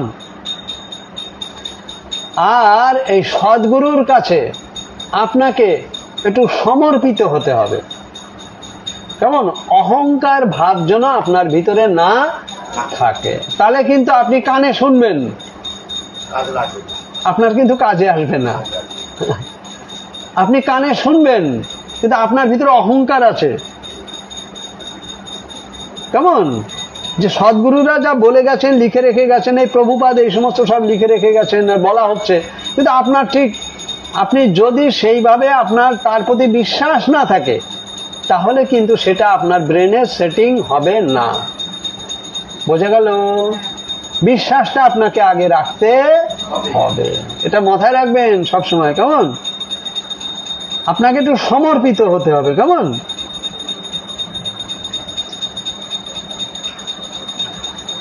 আর গুরুদেবের প্রতি আপনাকে সমর্পিত হতে হবে, বিশ্বাস রাখতে হবে। যা যা শাস্ত্রের কথা শুনবেন গুরুদেবের মুখ থেকে, সেটাকে মান্যতা দেবেন।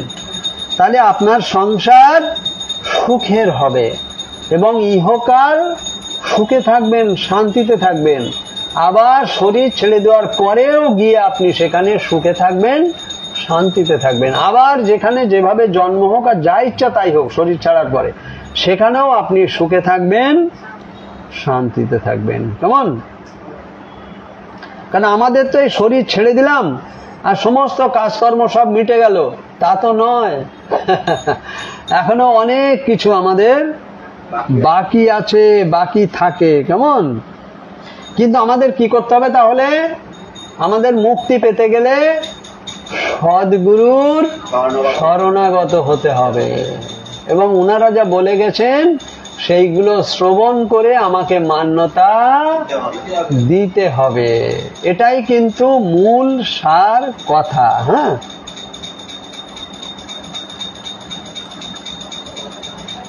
এ কথাও শাস্ত্রে বলা আছে, প্রভুপাদ বলেছেন যে অন্ধের মতো যে কোনো ব্যক্তিকে সদ্গুরু বলে মেনে নেওয়া উচিত।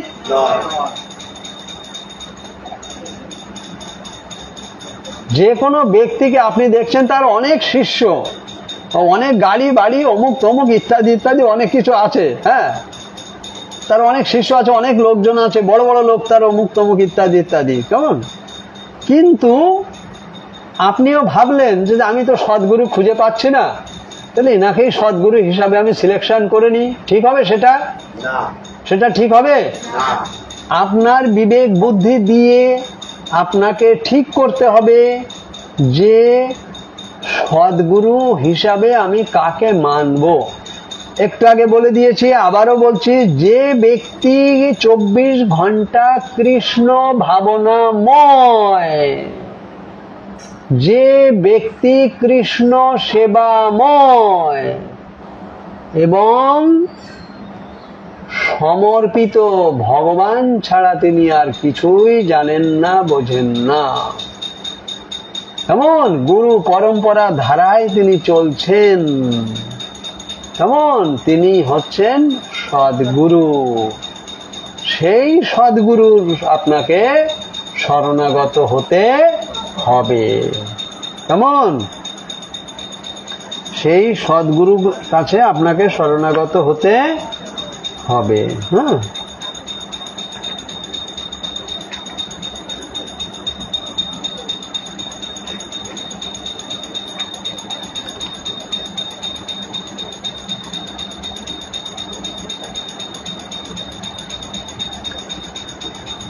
এই যে সদ্গুরুর শরণাগত যদি একবার হতে পারেন, আর সদ্গুরুর শরণাগত হয়ে আপনি দৈনন্দিন জীবনটা যদি চালাতে পারেন, তাহলে আপনার কি হবে? তাহলে আপনার মুক্তি হয়ে যাবে। মুক্তি হয়ে যাওয়া মানে কি? আর এই জগতে এসে জ্বালা যন্ত্রণা আর ভোগ করতে হবে না। এই লালপুরে আর শ্বশুর বাড়ি যেন আর না হয়। কোথায় হবে শ্বশুর বাড়ি? ভগবত ধামে। ভগবত ধামে হোক শ্বশুর বাড়ি। বাপের বাড়ি কোথায় হবে? ওই ভগবত ধামে। মানে নিজের বাড়ি হোক আর শ্বশুর বাড়ি হোক আর বাপের বাড়ি হোক আর সে যা ইচ্ছে তাই হোক, এই জগতে যেন আর, এই জড় জগতে আমাকে যেন আর ফিরে আসতে না হয়।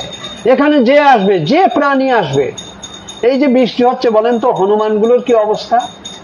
এখন যদি মুষলধারে ঝুপঝুপ করে বৃষ্টি আর যদি ঝড় বাতাস ওঠে, তাদের এসি ঘরে আসে তো? তারা মানে দেয়াল গাথা এরকম বাড়ির ভিতরে আসে তারা? তাহলে ওদের কি কষ্ট ভেবে দেখুন তো। একটা পাখি, আপনাদের বোঝানোর স্বার্থে বলি, মানে এগুলো না আমি কেন বলছি, আপনাদের মাইন্ডে অ্যাটাক করার জন্য বলছি। আমি এখানে মালা জপ করি, এই পরিবেশটা, পাখি চারিদিক দিয়ে দেখি বাসা বাঁধে, এ গাছে ও গাছে এ গাছে। আর হবিপুর ইস্কন মন্দিরে ছিলাম, চারিদিকে গাছ দেখেছেন না? আমি 4 তলাতে ছিলাম, চারিদিকে বড় বড় সব গাছ। বাসা বাঁধার জন্য স্বামী স্ত্রী মিলে খড়কুটো মুখে করে করে এনে কত দিন ধরে কত কষ্ট করে সেই বাসাটা বাঁধছে। বোঝা যায়? আপনারা শুনছেন আমার কথা? বাসাটা তৈরি করছে কত কষ্ট করে, একভাবে ডিউটি করেই যাচ্ছে, ডিউটি করছে ঘন্টার পর ঘন্টা, দিনের পর দিন করে বাসাটা বাঁধা হলো। এবার সেখানে তারা ডিম পাড়বে, বাচ্চা হবে, ইত্যাদি ইত্যাদি, তাই না? আর কোথা থেকে দেখা গেল ঝড় এসে ব্যাস